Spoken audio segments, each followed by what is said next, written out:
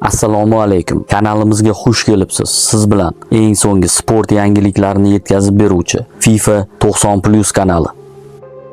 Eron milliy terma jamoasi hujumchisi Serdar Azmun ijtimoiy tarmoqlarda Birlashgan Arab Amirliklari yetakchilari bilan tushgan suratini joylashtirgani uchun milliy terma jamoasi safidan chetlatildi. Bu haqda Football Transfer nashri Fors agentligiga tayanib xabar berdi. Qayd etilishicha, Azmun mazkur suratga quyidagi izohni qoldirgan. Dunyodagi eng buyuk aql egalaridan biri bilan uchrashuv men uchun katta sharaf va zavq bo'ldi. Manbaga ko'ra, milliy jamoadan chetlatilishidan tashqari futbolchiga nisbatan huquqiy choralar ham ko'rilishi mumkin. Bu choralar uning mol-mulki musodara qilinishigacha olib kelishi mumkin. Bunga sabab Birlashgan Arab Amirliklari mintaqada AQShning asosiy ittifoqchilaridan biri hisoblanadi.